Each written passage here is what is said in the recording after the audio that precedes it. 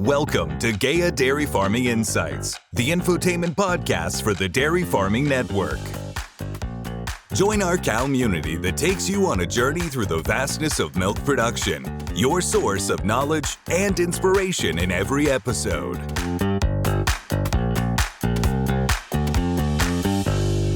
Hello and welcome to another episode of the Dairy Farming Insights podcast. My name is Manure and I'm the host of today's episode. And after last time, we already introduced the topic of manure handling with agitation and homogenization. We will be dealing with manure separation today. So how to optimize manure separation and get the maximum value out of manure. And I'm very happy to welcome my colleague Sven Schröder here. Sven is a real expert on manure handling. Hi, Sven. Hello, Mar. Would you please introduce yourself? Yes, thank you. My name is Sven Schröder. I'm 52 years old. I'm working as a senior product manager for manure equipment. I'm working now about 18 years for Gaia and at the end nearly 30 years working with manure equipment and especially for manure separation equipment. What I do, I train salespeople, I support dealers and farmers worldwide for individual solutions for manure handling and treatment equipment, and also working on manure product updates and new developments in the manure business. Yeah, okay. So separation is the second important step in the whole manure handling chain. So from reducing transport costs to maximizing nutrient efficiency and even improving environmental compliance, separation helps to get the most out of manure. Would you agree to that, Sven? Yes, that's a good point. So if raw manure is messy, heavy, it's hard to handle, and many times it's handled just as waste. But what if you could split it into solids and liquids and make each part more useful? And that's exactly what separation does. So by mechanical separation, manure you get, on the one side, you get a solid fraction. This is much easier to store, to transport, to compost or spread. On the other side, you have a liquid fraction. That can be more precisely applied or even reused. So there are different reasons for use this liquid fraction. So at the end, this is just more than just convenience. It's about nutrient control, logistics, but also value generation at the end. So many benefits, and it's important to make sure that the separation process works properly. So how does it work in detail? What's behind separation? There are many different technologies to do separation. For example, on one side there are screw presses. They're using a rotating auger to compress solids through a cylindrical screen and extract liquid. This is at the end the most common way of economical manure separation. On the other hand, there are centrifuges or decanters. They spin manure at a very high speed to force separation by density. And by this, you achieve a high separation efficiency. But of course, this much more energy is required for this system. And another principle are roller presses. By this, you squeeze a slurry between screen rollers and rubber rollers to press out moisture. This is a low energy system for separation, and it has special advantages. That is, keeps the fiber structure for using the solids, e.g., for example, for green bedding. Another point is you can use slope screens. They are filtering thinner manure out of the liquid, and you can use it especially for flush systems, as you have very thin liquid with very low fiber content. There is nearly no energy required, and you can achieve very high flow rates with such a system. Of course, usually the goal is to reduce moisture in the solids and improve the pumpability of the liquids or have more constant nutrient content in manure. But it also shows that it's important to see the whole manure system or circle to see what is the goal and what is the best separation system for manure handling for their demands. It's good that you mentioned that. So always have in mind what is the actual goal, what you want to reach. And what you plan to do with your manure solids and the liquid, of course. Let's dive into these two phases that we get. So let's start with the value of solid manure. What's really in there if I have done the separation properly and now want to make more use of the solid manure? When we come at first now to the solid side, After processing, the solids are drier, lighter, and can be used in multiple ways. So on the one side, you can compose the solids and store them, and then the solids can be used as a rich organic matter for solid hulls. You can store solids, mix them with other fertilizer, or use them to build soil structure, especially in sandy or depleted ground. The other advantage is that solids can be spread on the fields over the whole year. Or the composted solids can be used for bedding in cubicles. Green bedding is another point. You use the fresh separated solids in cow beds within 24 hours. Of course, then the manure management of the cubicles is very important, and a good fiber structure and dry matter content is required. That means you don't need to buy continuously new bedding material. Another option is to pelletize the solids. Of course, it's much more effort, but then you can use the solids, for example, also for fuel. Or you can transport them off-site. Instead of transport the complete manure, you only need to transport the lighter solids to export nutrients.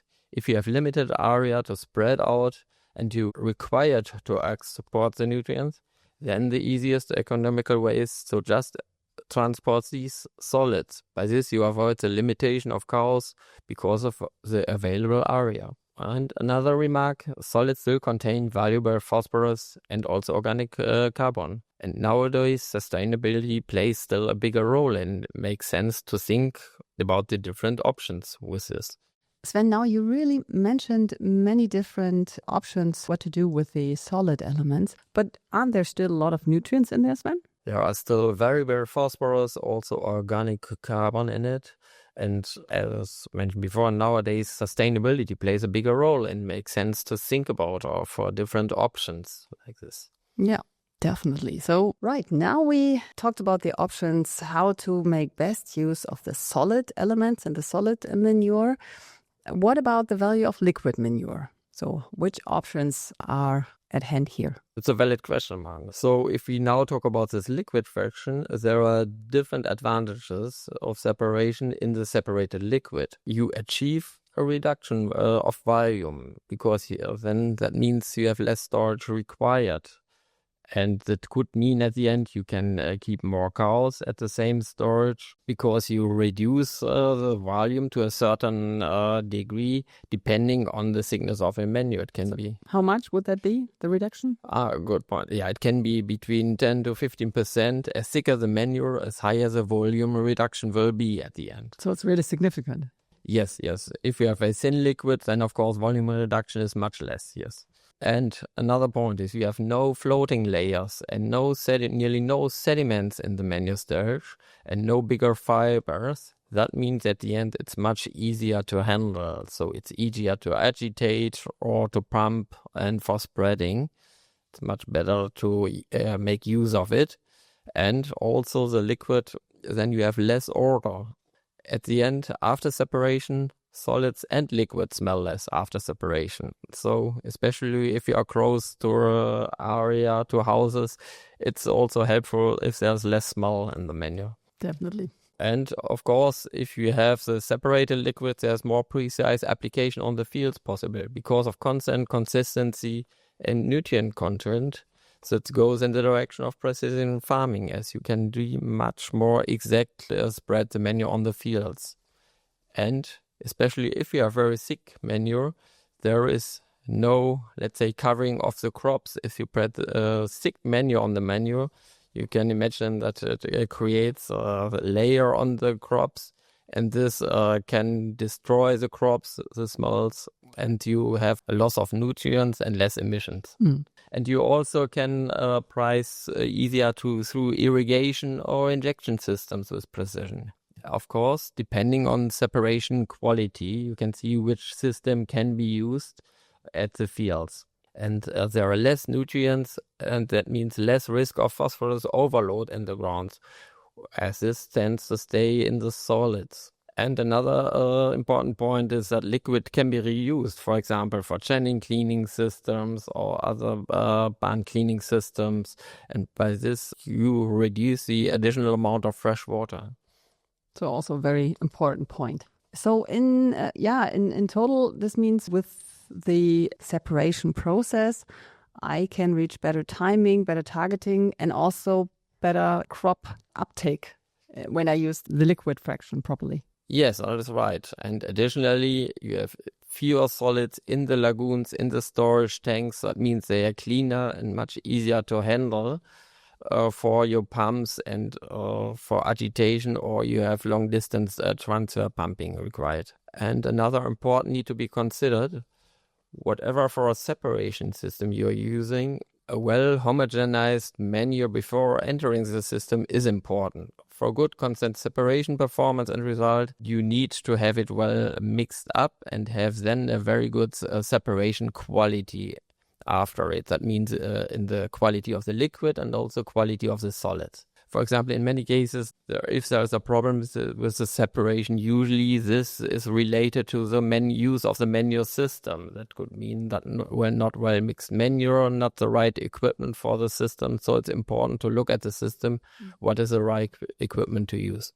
Okay, and make sure to take proper and regular checkups, of course, that everything is working properly. Let's talk a little bit about economics and the logistical benefits of the separation process. So if you reduce the storage space, then you possibly need additional storage or less storage. This could save money if you don't need to build another storage tank.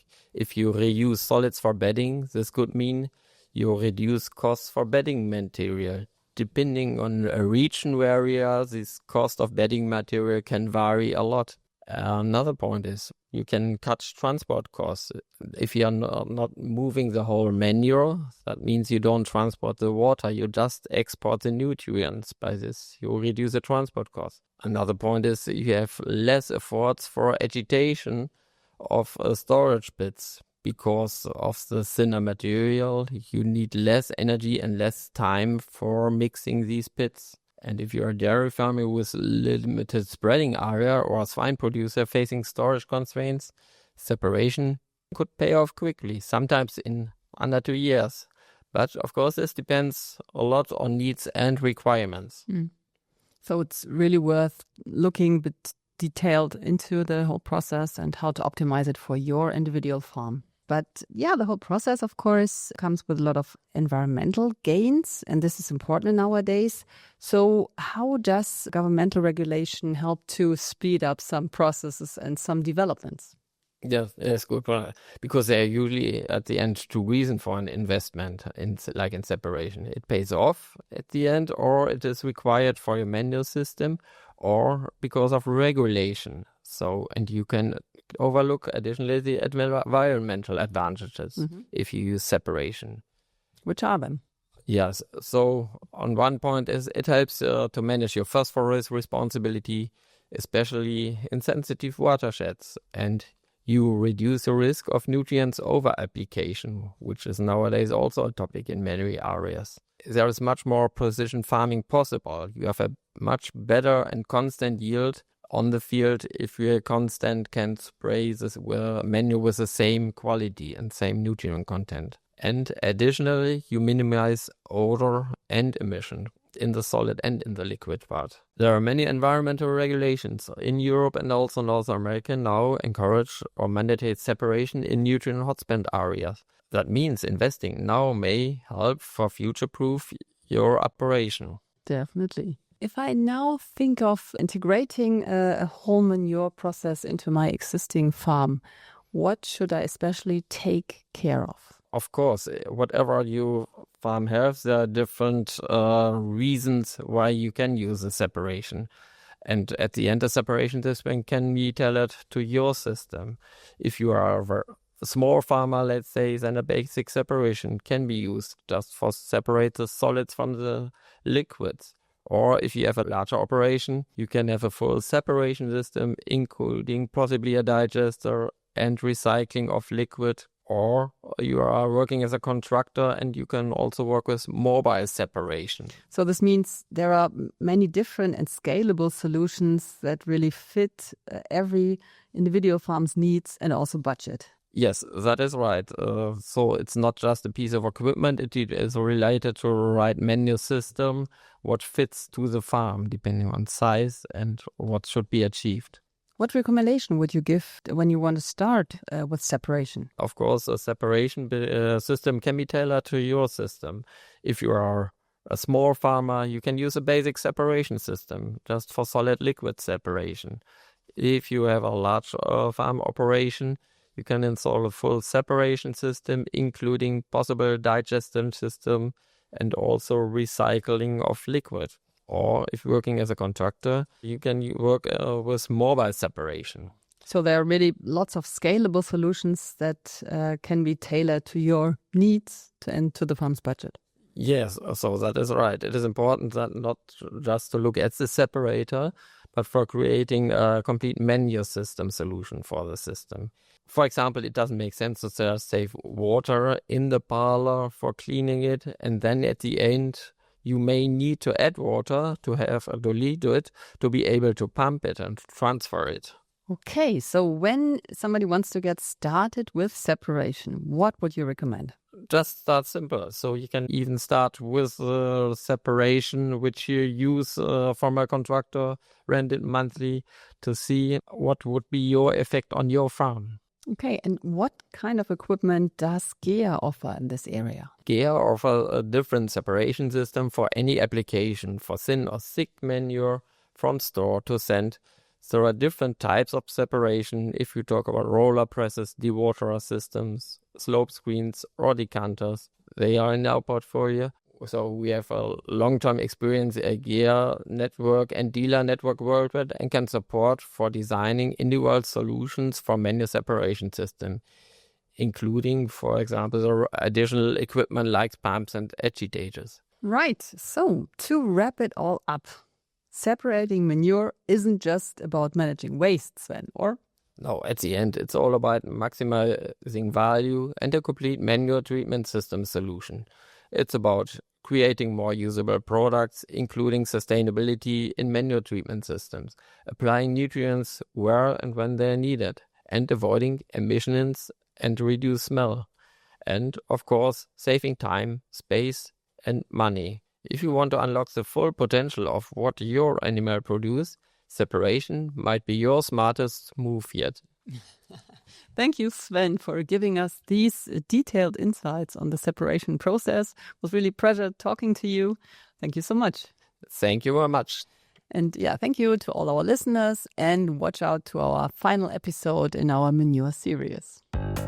Follow us on our social media platforms to stay updated and subscribe to our podcast so you won't miss any future episodes. If you have questions, suggestions, or even ideas for future topics, feel free to reach out. Join us soon for another exciting episode as we continue to explore the world of farming and the people behind it.